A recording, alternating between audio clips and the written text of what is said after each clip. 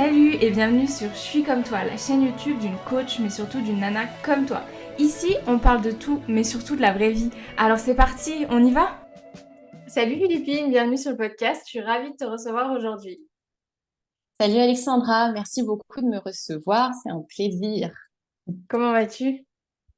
Bah ça va, très bien. Aujourd'hui il fait beau chez moi, donc ça donne de bonnes ondes positives. Et toi, tu vas bien?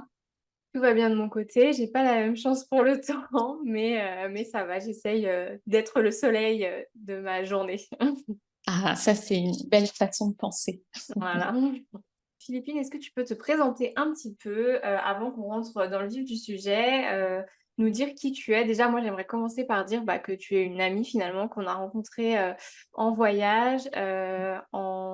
C'était au tout début de notre voyage, donc c'était quoi? C'était en 2021? C'est un, Non? ouais, fin 21? 2021, en octobre ou novembre, un Oui, truc c'est comme ça, ça. ouais. Au Portugal. Et depuis, on est toujours restés en contact. Et voilà, aujourd'hui, j'avais à cœur de l'inviter sur le podcast pour qu'elle nous partage un moment de sa vie qui a été assez difficile et hyper intéressant et qui, je pense, pourra aider beaucoup de personnes qui nous écoutent, qui nous écouteront. Ouais, exactement. Alors, pour parler de moi, donc je suis philippine, j'ai 25 ans. Et après un master en LEA, je suis devenue digital nomade.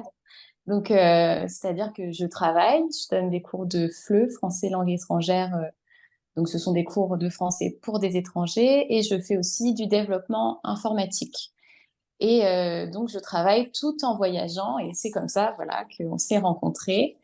Et à côté de ça, maintenant, donc, je me suis installée à Biarritz, où je profite de la douceur de vivre du Pays Basque. J'ai plein de loisirs créatifs. Enfin, je dirais que je suis touche à tout. Donc, les loisirs créatifs, je fais du violon, je fais du sport. Là, je vais commencer le pole dance. Trop bien. J'aime cuisiner, plein de choses. Donc, je ne m'ennuie pas. J'ai un quotidien bien rempli. Je confirme que tu es très créative. Philippine a toujours un nouveau petit truc à faire. Trop sympa. Du coup, si tu es là aujourd'hui, c'est pour nous parler du SOPK. Parce que c'est quelque chose qui t'a touché du coup en 2022, tu t'en es rendu compte? Ou en Ouais, 2023? en gros, le diagnostic a été posé en 2022. Ouais. Ok, ça marche. Alors avant de rentrer plus dans le détail de justement comment tu l'as vécu et comment ça s'est manifesté, tout ça, est-ce que tu peux nous parler un petit peu du SOPK et et nous expliquer qu'est-ce que c'est concrètement? Alors, le SOPK, syndrome des ovaires polykystiques, c'est une pathologie qui touche un très grand nombre de femmes, donc à peu près une femme sur 10. Et Mhm. en fait, il porte mal son nom parce que l'idée qu'on se fait, c'est des kystes sur les ovaires. C'est pas tout à fait ça. En fait, ce sont un trop grand nombre de follicules que nous avons dans les ovaires qui n'arrivent pas à maturation, pour faire simple. Et cela entraîne des gros chamboulements hormonaux. On a des gros déséquilibres hormonaux.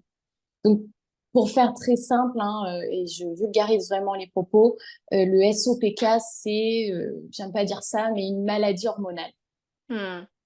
Ok. Et du coup, chez toi, comment ça s'est passé? Comment est-ce que tu t'es dit qu'il fallait que tu te fasses diagnostiquer? Enfin, que tu t'es dit que tu avais un problème, quoi, en quelque sorte? Alors, en fait, ce qui s'est passé, c'est que depuis mes 16 ans, je prenais la pilule contraceptive.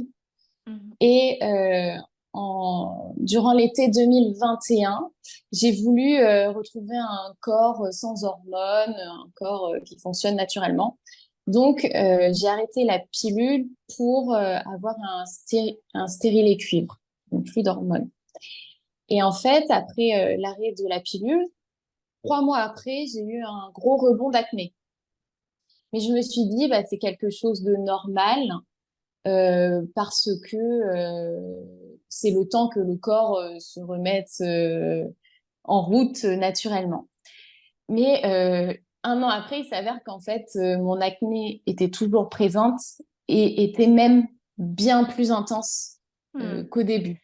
Donc j'ai commencé à me poser des questions et en plus de ça, euh, En plus de l'acné, j'avais une pilosité qui était plus importante. Je OK. perdais mes cheveux, je perdais beaucoup mes cheveux. J'avais de très grosses fatigues. En fait, j'avais beau faire des nuits de 10 heures, je me réveillais, j'étais fatiguée. Et pour couronner le tout, j'avais des menstruations irrégulières et très, très abondantes. Donc OK. voilà un paquet de symptômes qui m'ont fait penser au SOPK parce que j'ai fait mes petites recherches sur Internet. Qui ne fait pas ça? Et justement, l'idée du SOPK est arrivée à ce moment-là. OK. J'ai vraiment pris du temps avant de me dire, mais en fait, cette acné, elle ne passe pas pour une raison que je dois creuser. Et donc, je pense que on est arrivé, enfin, c'était été 2022, un an après. Un Ouais, an OK. après l'arrêt de la pilule. Et du coup, là, à ce moment-là, qu'est-ce qui s'est passé en toi? Qu'est-ce que tu t'es dit? Est-ce que tu as déjà consulté un médecin à ce moment-là? Est-ce que tu t'étais inquiétée avant? Et c'est là qu'on entre dans un sujet terrible. C'est que donc quand j'ai eu cette possibilité en tête du SOPK, j'étais donc en Asie et je me suis dit, bon, bah, je vais téléphoner à mon docteur, faire une vision avec mon docteur qui est en France pour lui en parler et pour savoir si c'est possible que ce soit ça. C'était un peu en mode, je voulais comprendre ce qui m'arrivait, comprendre pourquoi cette acné, parce que c'était vraiment ça, hein, le gros problème pour Ouais. moi, c'était ce qui était visible, l'acné. Donc je fais une visio et là je tombe des nues, un discours assez dur en mode bah non mais vous faites des films, si vous avez autant de boutons c'est votre alimentation. Donc je me suis dit bon d'accord. Alors j'étais assez choquée du manque d'écoute, mais j'ai un peu pris ses propos quand même au sérieux et je me suis mise à manger 3 pommes par jour en espérant que ça calme le tout. Bah, surtout qu'en Asie, c'est pas là où l'alimentation est forcément la plus grasse, où tu manges genre beaucoup de charcuterie ou quoi. Bah ouais, déjà, je mangeais déjà sainement. En réalité, Ouais. je pense que c'était pas ça, hein, mais il m'a dit ça, je me suis dit, bon, bah, on va faire radical, on va faire l'expérience. Ça n'a rien changé du tout. Donc, j'étais vraiment, c'était assez difficile hein, mentalement de supporter tout ça. Donc, voyant ma détresse, une proche à Bangkok m'a emmenée voir une gynécologue à Bangkok. Mmh. En espérant qu'on puisse faire une échographie, parce que l'échographie permet de détecter le SOPK. Et bah, cette gynécologue a tout simplement dit, bah oui, les symptômes que vous me décrivez me font penser au SOPK. Cependant, vous n'avez pas de projet d'enfant maintenant, donc ça ne sert à rien de creuser plus loin. D'accord. Et voilà, on s'arrête là. Donc j'étais encore en mode, mais c'est pas possible, on ne veut vraiment pas m'aider. Moi, je veux juste avoir le diagnostic du SOPK pour être sûr que ce soit ça et traiter en conséquence. Mmh. Donc là, pour l'instant, c'était toujours pas possible et il a fallu que je rentre en France et que je mène un autre parcours du combattant parce que finalement, c'était pas plus simple pour que à la fin, on me diagnostique du SOPK. Donc suite à une échographie cette fois? Oui, alors je suis arrivée en France, j'ai été voir un autre docteur qui m'a prescrit une échographie à faire. Et l'échographe, directement, il l'a vu. Il a dit, bah oui, vous avez. Et vraiment, il a écrit noir sur blanc de gros ovaires polykystiques. OK. Donc là, à ce moment-là, je me suis dit, ah bah ça y est, enfin, l'affaire est réglée. Et à la suite de ça, je suis retournée voir la sage-femme qui m'avait posé le stérilet. Ouais. Et quand Que je lui tu ai avais montré toujours l'écho, du coup? que j'avais toujours, mais que j'avais Ouais. pas revu depuis un certain temps, dû Ouais. au voyage, etc. Je suis allée la voir avec l'échographie et je lui ai expliqué toute ma situation depuis la pose du stérilet. Et elle m'a dit, mais ce n'est pas parce que votre échographie montre des gros ovaires polykystiques que vous avez le SOPK. Alors, il y a une part de vérité dans ce propos, mais j'avais tous les symptômes à côté quand Mmh. même qui Ouais. prouvaient que, en effet, c'était pas normal. Donc, au lieu de me proposer une solution tout de suite, elle m'a demandé de faire une prise de sang. Bon, je l'ai faite sans surprise. Elle aussi montrait des taux hormonaux qui correspondent aux personnes qui ont le SOPK. Donc là, en effet, j'avais bien le SOPK et j'ai pris la décision de changer de docteur et je suis allée voir une gynécologue à la suite de Mhm. ça et qui était beaucoup plus à l'écoute et qui connaissait mieux cette pathologie. Et donc, avec cette personne, on a trouvé une solution. Moi, initialement, je voulais traiter. Oui, parce qu'en fait, il faut savoir que le SOPK n'a pas de traitement. Ouais. Il n'en existe pas. La seule chose qu'on puisse faire, c'est traiter les symptômes. Donc, moi, mon idée était de trouver des solutions naturelles pour traiter le SOPK. Mais ça ne fonctionnait pas. J'avais beau faire attention à mon alimentation, faire du sport, rien ne fonctionnait et moralement c'était très difficile. Donc j'ai fait le choix de reprendre la pilule contraceptive. Hmm. Et c'est pour ça que j'insiste sur un point, c'est qu'aujourd'hui on a tendance à vraiment diaboliser cette pilule. Je suis d'accord, hein, c'est pas le médicament le plus sain qui existe, mais pour certaines femmes c'est une solution réelle qui permet de soigner des problèmes. Et dans mon cas, ça fonctionne très bien parce qu'aujourd'hui, bah, j'ai retrouvé euh, comment dire, déjà, je n'ai plus une acné comme j'ai pu avoir, qui m'a Hmm. totalement défigurée. Donc déjà, ça a été un gros soulagement et moralement, ça va beaucoup mieux. Ouais. Donc ça a été ma solution, reprendre la pilule contraceptive. Ok, ça marche. On y reviendra après dans les petits conseils que tu pourras nous donner. Mais avant ça, justement, j'aimerais savoir bah, en quoi est-ce que ton acné et en quoi est-ce que le SOPK est venu impacter ton quotidien, ton estime de toi et ta confiance en toi. Ouh. C'était un moment hyper dur parce que honnêtement, j'étais vraiment ravagée. J'en avais partout.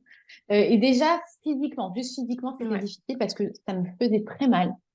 C'était vraiment douloureux. Je ne pouvais pas dormir avec un ok. oreiller contre une joue parce que ça me faisait vraiment mal. Donc déjà, physiquement, c'était dur. Et moralement, bah, on a l'impression que tous les gens nous regardent, nous Hmm. jugent. Donc j'en étais au point où je préférais rester enfermée chez moi, refuser des sorties avec mes copines. En fait, ça m'a un petit peu coupé du monde, cette histoire. Mhm. Ouais, isolement social du Et coup. isolement social, ouais, complètement. Et par exemple, un exemple très concret, c'est que j'ai fait des voyages super avec des paysages magnifiques. Je ne voulais pas prendre de photos Ok, avec moi dessus pour pas avoir de souvenir de cette période. ok. Donc c'est ça. Euh, Hmm. la confiance a été impactée de ce côté-là, hein. Ouais.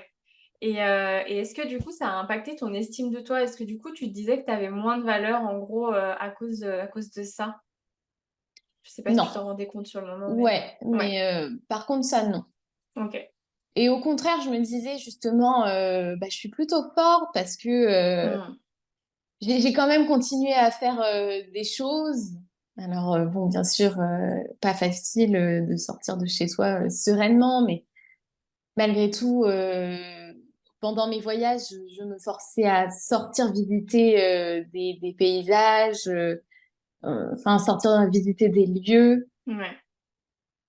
Donc je me disais au contraire, non, mon estime de moi, elle s'améliore parce que je ne vais pas arrêter de vivre. Je deviens une femme forte qui continue de vivre malgré cette, euh, cette étape à traverser Ouais, en fait, tu menais un combat intérieur face à toi-même, quoi, face au syndrome. complètement. Ok. Et donc, du coup, bah, pour surmonter tout ça, et ben, qu'est-ce que tu as mis en place et qu'est-ce qui fait que tu as réussi, alors, mis à part la pilule, du coup, peut-être avant que tu prennes la pilule, pour bah, justement faire que ça aille mieux, que tu te sentes bien et que ça n'impacte pas forcément, ton estime de toi? Ouais, alors je pense que c'est à ce moment-là, pour me rebooster, que je me suis mise au sport. Et OK. vraiment, le sport, je pense que c'est un défouloir génial. Donc, je me suis mise à faire du sport. Je me suis inscrite à une salle. J'en faisais 5 fois par semaine. Et ça permet vraiment de se vider la tête, de ne pas penser à ses problèmes. Mmh. Donc, le sport, des moments pour se chouchouter. Mmh Hein, mh. on prend soin de soi, petite manucure, petit masque, petit bain. Donc, prendre soin de soi, ça fait du bien. Et bah, bien sûr, hein, comme j'ai pu expliquer, finalement, tout s'est arrangé assez rapidement après la reprise de la pilule. Et donc, clairement, j'ai retrouvé un peu cette joie de vivre Mmh. à partir de ce moment-là. Il y a pas de secret. Mmh. Je pense que ça a beaucoup joué.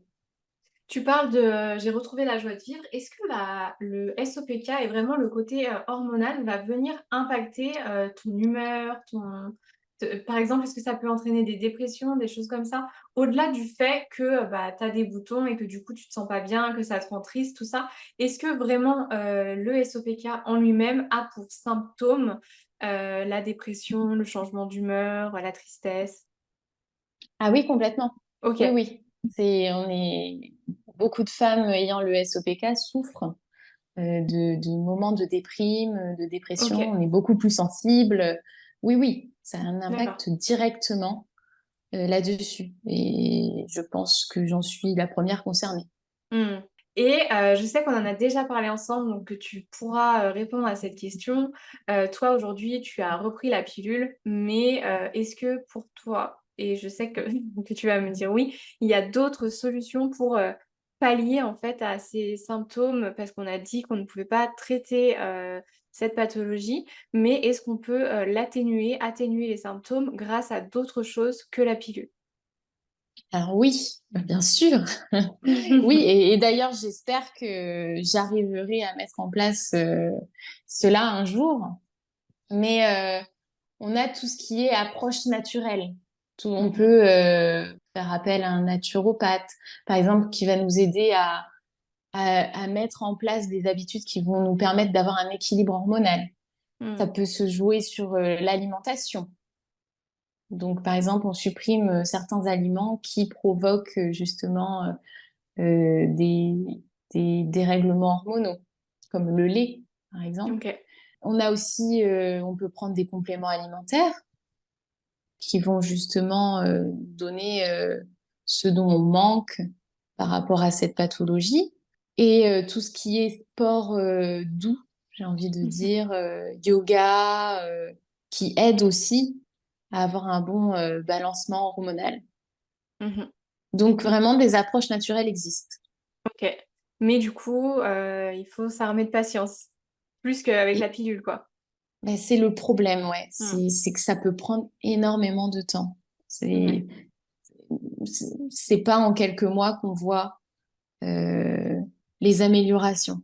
Et je Mmh. pense que c'est pour ça que moi, j'ai pas su attendre parce que ça faisait déjà un an que Mmh. j'essayais d'avoir de bonnes habitudes et que rien ne changeait.